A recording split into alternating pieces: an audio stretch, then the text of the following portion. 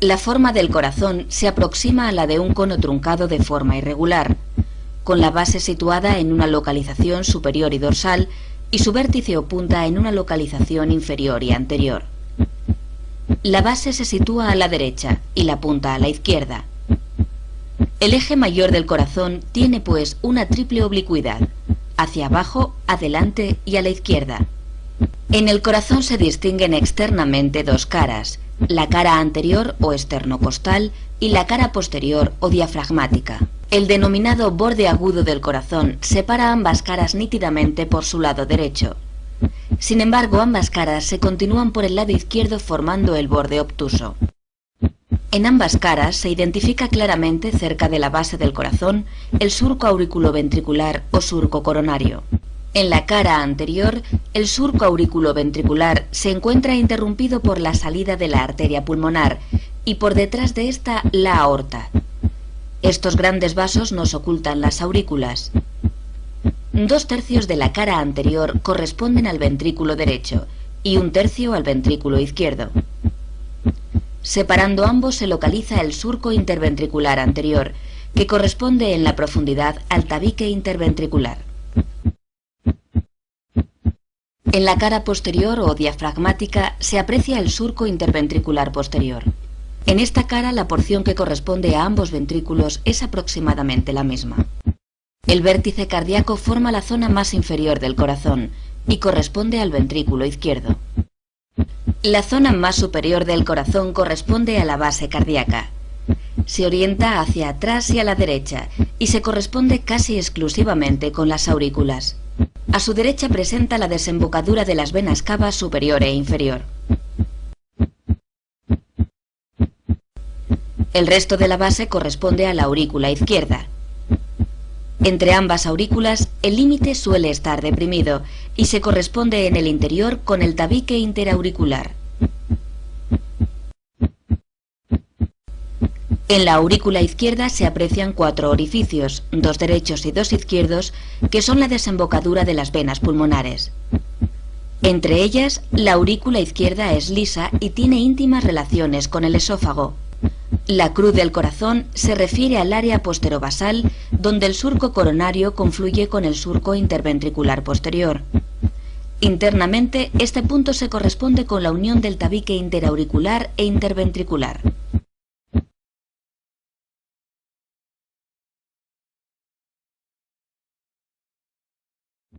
El corazón se localiza en el tórax, sobre la parte media del diafragma entre los dos pulmones. El corazón constituye parte del mediastino anterior, junto con el timo, la tráquea y los bronquios principales, izquierdo y derecho. Su base se encuentra delante de la cuarta y quinta vértebras dorsales, el esófago y la aorta torácica descendente. El impulso apical o de la punta cardíaca puede palparse en el cuarto o quinto espacio intercostal, cerca de la línea medioclavicular. 1/3 del corazón está a la derecha de la línea media y 2/3 a la izquierda. El tamaño y peso del corazón varía considerablemente dependiendo de la edad, el sexo, la altura del sujeto, la grasa epicárdica y el estado de nutrición general. Por término medio, el corazón pesa unos 325 gramos en el hombre y unos 275 gramos en la mujer. Anteriormente, el corazón se dirige hacia las estructuras óseas esternocostales, contactando con ellas en su porción más apical. En el resto se interponen parte del pulmón y las pleuras. Lateralmente está en relación con la cara mediastínica del pulmón correspondiente, donde deja su huella, más marcada en la cara medial del pulmón izquierdo. Por su parte inferior, el corazón está en estrecha relación con el diafragma a través del ventrículo derecho.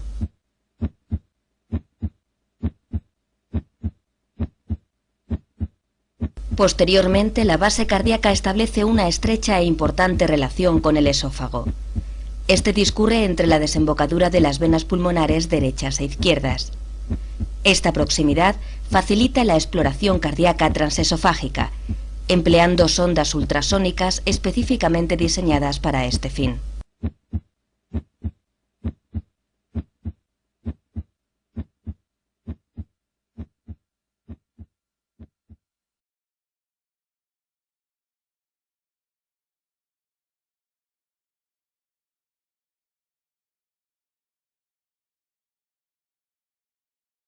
El sistema arterial epicárdico coronario está formado por las arterias coronarias derecha e izquierda y sus ramos principales.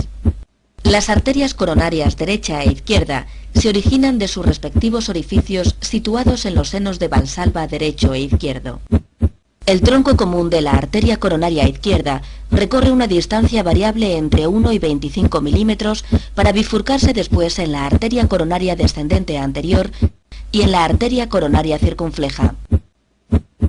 La arteria descendente anterior se distribuye por el surco interventricular anterior dirigiéndose hacia la punta del corazón. En su trayecto da origen a dos grandes grupos de arterias, el sistema de las arterias perforantes septales y el sistema de las arterias diagonales. Como resultado de esta segmentación, la arteria descendente anterior será responsable de la irrigación del miocardio ventricular izquierdo anterolateral, apical, septal medio y anterior. La arteria circunfleja se distribuye por el surco auriculoventricular hacia la izquierda y hacia atrás. A lo largo de su trayecto da origen al sistema de arterias obtusas marginales y posterolaterales. Estas arterias se distribuyen perpendicularmente a la arteria circunfleja a lo largo del borde obtuso del corazón, su cara lateral y su cara posterior, hasta cerca del surco interventricular posterior.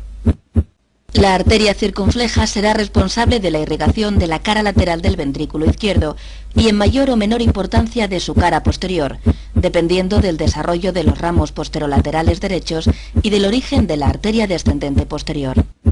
La arteria coronaria derecha discurre por el surco interventricular en dirección posterior y hacia la derecha, originando a pocos centímetros de su trayecto la arteria del cono que irriga la porción más distal del infundíbulo ventricular derecho y la salida de la arteria pulmonar.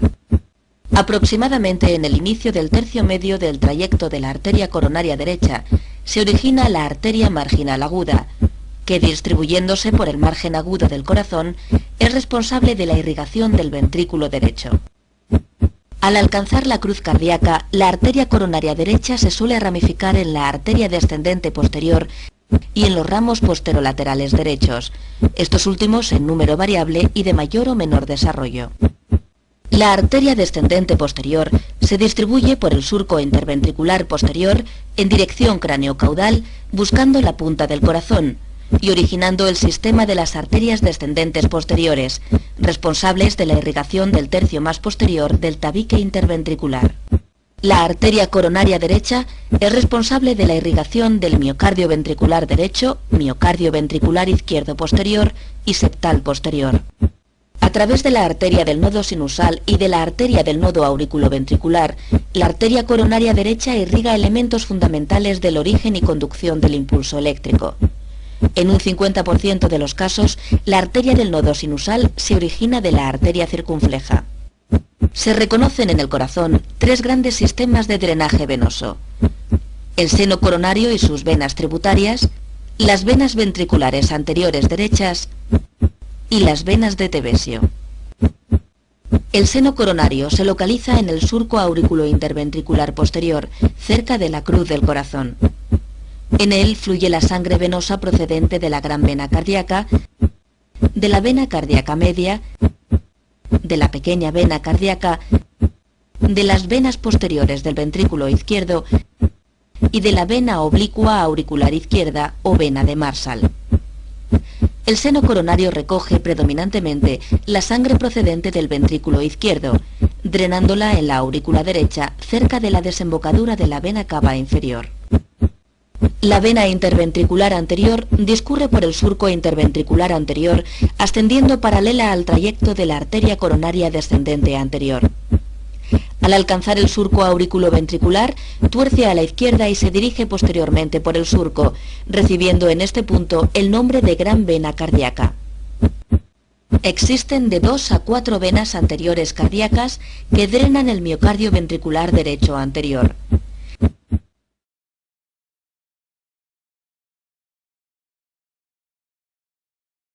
El tejido especializado cardíaco responsable del inicio y la conducción del impulso cardíaco consta de 3 elementos principales: el nodo sinusal o de Keith-Flack, la unión auriculoventricular, que incluye el nodo auriculoventricular de Ashhoff-Tavara y el haz de His, y por último las ramas izquierda y derecha con el sistema de fibras terminales de Purkinje. El nodo sinusal es una masa ovalada de 1 a 2 centímetros de largo y medio centímetro de ancho. Se localiza a nivel subepicárdico en la unión de la vena cava superior y la aurícula derecha. Posee una función predominante en la formación del impulso cardíaco.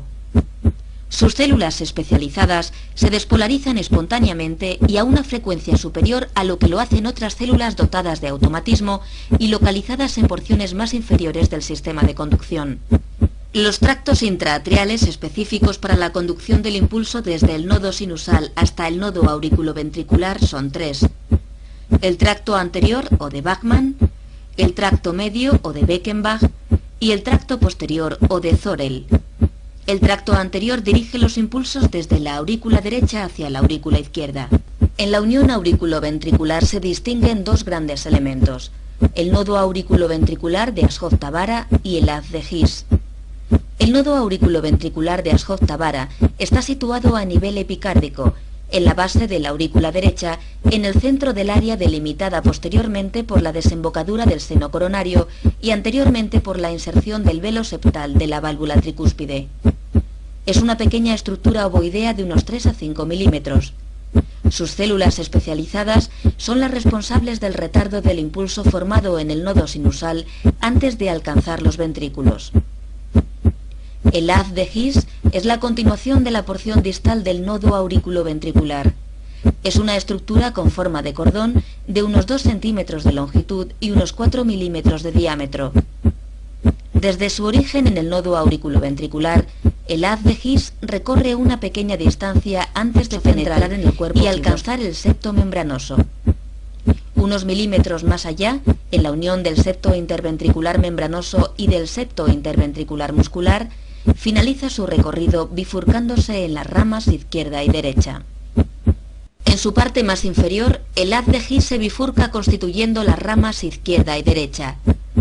Estas ramas comienzan su recorrido en la cresta del septo interventricular muscular. A unos pocos milímetros de su inicio, la rama izquierda se subdivide en un delgado fascículo anterosuperior y en un grueso fascículo posteroinferior. La rama derecha es continuación directa del haz de His y discurre por el lado derecho del septo interventricular hasta alcanzar, sin ramificarse, la punta del corazón. La red terminal de Purkinje conecta la porción distal de las ramas y fascículos de conducción, formando una maraña de fibras que se distribuye por el subendocardio de ambos ventrículos.